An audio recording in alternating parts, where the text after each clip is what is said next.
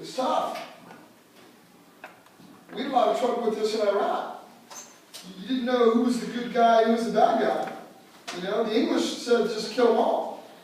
But we couldn't do that. We had to go picking and choosing. And I'm going to tell you what, a lot of American soldiers lost their lives because of that.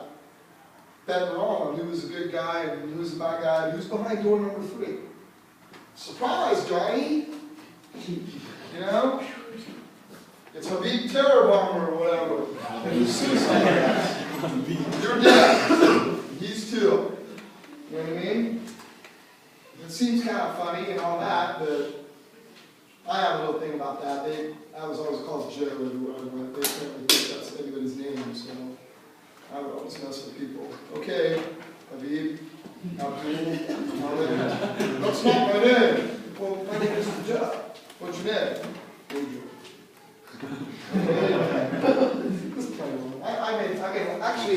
I did find a lot of friends, you know, people. And I think what most Iraqis seriously wanted is to just do what we do. They want to work every day, take care of their families, you know, eat a nice meal, and the food there is incredible. I mean, bread in the Middle East is not wonder bread, man. They've got Greek pita bread, it's like that, but I think better. And they'll take a big dish with lamb meat in it, and barbecue it up, put sauces all over it, chop up onions and tomatoes, and you make like a burrito wrap out of it. And I will tell you, that's makes me hungry thinking about it. And you can't eat meat today, so that's all we do up, you know. Okay, anyway. Okay. Mr. Muddy. CNN, the least watched network. I guess I'm going to call CNN and say, my class loves you guys. You're number 1 with them. Let's hear it. Go ahead. A family shoplifted millions in mom's big black dress. So apparently they would go to stores and her husband would like make a scene to like draw attention of employees, and she would stuff like a ton of like items in her dress and walk out. And they've been doing millions, you said. Yeah, they've been doing this for like a decade. And so they've sold like $7 million when they're going to face like 10 years in jail. And I mean, that's a lot of, that's, you know, that's getting away with a lot for a lot of years. Usually you get nailed. All right, so he'd make a scene, right? Yeah. Did people get suspicious in the stores? Here comes Crazy Man making a scene again. And his wife wears big flowing moo dresses or whatever they're called. They like moved around the country. What's that? They went around the country. And apparently there was like a company, like a moving company, they don't say which one that helped them like do it, like they would take the goods and buy them. So it was all a network of deceit. Okay, so he goes in and makes a scene, I don't know what, hey, there's a hair on my hamburger or whatever. You've seen people do that, make big scenes in a restaurant, you know? That's how I think the manager should come out with a small baseball bat on top of their head or something.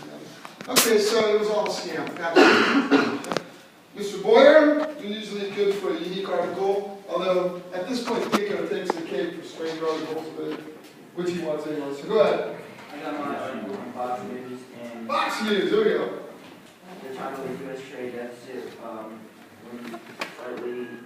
minus slightly to $39.1 billion in January. Okay, what's a trade deficit? The trade deficit is the difference between imports and exports. It's what? Difference between imports and exports. Okay, so in other words, we import a whole lot more than we export, is that it? Yes. And the U.S. trade deficit as of January was, it imports oil and foreign goods, like food and machinery, and exports climbed to 0.6% to $192.8 billion, led by increased sales of U.S. machinery, aircraft, and medical equipment. You have to admit, in this country, the United States of America, the most technologically advanced country on planet Earth, that we actually have to import manufactured products. Yet our unemployment rate remains ridiculously high. And I will tell you why. It's because over the last 60 years or so, we've allowed companies to take their business offshore to China and other countries, where they will manufacture those products that you want to buy at cheap labor rates, so that you, Mr. Boyer, and I can buy cheap cell phones, cheap iPads, and cheap other products. Now, the trade-off is that every job you send to China or someplace is a job you don't have here. Getting the picture? If those products were manufactured here, they would cost more because American labor costs more. But the trade-off is you'd have more jobs. Okay? So now here's the deal. You guys are going to graduate high school, and there's really very little opportunity, at least certainly around Columbus, for you to get a high school diploma and go find yourself a job at a good factory, you know, making $15 an hour to start off with, working there for 30 years, retiring making 60 grand a year, you know, full benefits, working in the factory like used to be Timken Roller Baron, biggest in the country. General Motors used to have a plant here. Those days are gone. So now you're going to graduate high school, and you can go work $8 an hour at service jobs, right? Learn a trade, which is good. Go to college, get yourself deep into debt with college, and this is a college degree, I guarantee you ever get to even work in the field. So that's what we've done. Now the Germans didn't do that. They refused to export their factory jobs. So when you buy a Volkswagen, when you buy a BMW, when you buy a Mercedes, those are made in Germany by Germans. They have a low unemployment rate. Yes, things cost more, but I'll tell you what, you probably can take a little inflation if you got a damn job. You understand what I'm getting at? So every job you've exported to China, every time you go buy, you know, that new doohickey for your iPad or whatever it is, it's coming from China. Just remember something. That's a job that should have been here in the United States, but it's not. So our unemployment rate's not 7% or 8%, which is what it is. Now you know why. Okay? And those service jobs for $8 an hour, you better you can climb up the chain and make your living. You can do it, but at first, you will need 2 jobs. Which there's nothing wrong with that. I worked 2 my whole life, but that's where we're at. Why can't a guy like Ditko, that's a good ethnic sounding factory kind of guy, graduate high school, go get a job at Timken Roller Baron down on 5th Avenue, right? Start off $16 an hour, working 12-hour shifts, work there 40 years making roller barons, which are really important, right? And retire at the end of it. But you can't. You know why? Because Timken Roller Baron's gone. They moved their plant to Indonesia, where they pay people $1 an hour instead of 20. Get the picture? By the way, do you think our roller bearings are any cheaper because of it? Heck no. We have bought a pig and a poke. We certainly have done it. And that's where we're at. And the government and businesses have conspired to do this over the last 6 years. You can't blame just Democrats or just Republicans. It's a mixed bag. Sam, you got one? Yep. Quickly. Mine's from UPI. UPI, United Press International.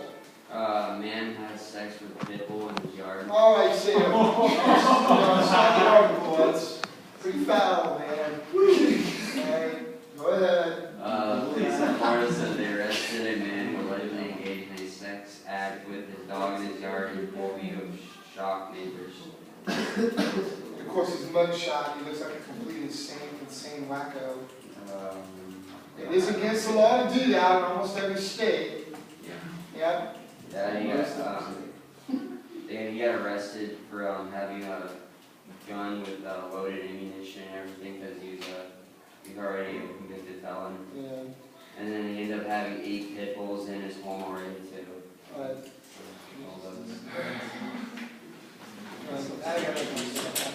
Simone, got one? Go ahead. Okay, mine is from the Huffington Post. Huffington Post. It says, Unarius, UFO caught his profile in Children of the Stars documentary. So basically, there's this group of people that believe that there were people in old like Star Wars movies who in a previous life were like UFOs and stuff, and like that they came from a past life, and one was about a guy who looked over at his wife and said that he was and I think the wife laughed or something like that. So it's just basically that they study like old movies that are like sci-fi-ish, and they relate it to see if there are UFOs reliving their past lives in these movies. And so, alright, so they have strange cultic beliefs, and there's no longer that. But what were they being profiled or something? They weren't being profiled, it's just their research. Research group. You know, about 10 years ago, there was a group of these people in Texas. And they believed that when this giant comet came, it would be the end of the world, and they would be snatched up with the comet because it really was a spaceship, and it would go home to their planet. And their leader convinced them all to commit suicide by taking poison. and the comet came near the earth, Marbach comet. And it was like 30 or 40 of these people. And I mean, they all had they all were dressed in, the same sweatpants, and they had their bags packed, and all laid down on the cots and drank the poison Kool-Aid. And they all did it, and they were a cult. And I mean, maybe you guys were the Jim Jones and Guyana and all that, but I heard people down there that did it. So there are people that believe this stuff, and it's kind of frightening. Do you believe in aliens? Do I believe in aliens? You're asking a personal question. I'd say that until I'm given concrete evidence, I don't believe in it. I think life in the universe is unique to Earth. I think God made this. This is the experiment. Not experiment, this is His creation. And the rest of it, we're just discovering it. If He made life in outer space, then that's His choice, but I'm not manifesting that. When little green man lands on the White House lawn and says, "Take me to your leader," I'll believe it. Till then, it's like Bigfoot, Tooth Fairy, and the rest of it. Yeah. So you don't believe in communists? I don't believe what? Communists. They had, what was it? It was on the At the end, No, it wasn't. I still refuse to believe it. I don't believe in mermaids and You don't believe in underwater people? No, okay. They were sweet. I got mine from That's my belief, guys. She asked. You believe what you want, but Simone, you put me on this. You asked, so I said it. I'm entitled to it. Go ahead. Got one from AZCentral.com. Some California police in Central California are trying to determine how third graders caught smoking marijuana and got the drug. An 8-year-old and a 9-year-old were discovered in the bathroom, and the policeman said that the youngest pot smoker he's ever encountered is 33 years old. Yeah. Well, where did they get the weed? And the answer is they stole it from an older brother or the parents or something. Now, here's the deal. Drug dealers are unscrupulous people, but sell to a 9-year-old, you know what I mean? But, hey, I was in the bathroom this morning and there was somebody smoking in the voice bathroom. I think it's pretty stupid. You're asking me to investigate. A 9-year-old. So, squirrel 1, good touch. That sounds like a ship, doesn't it? No. Squirrel 2. Sounds like a code name. Squirrel 1. Jordan going? Yeah. Dico, that was the 2 originals this time. Okay, let's go ahead.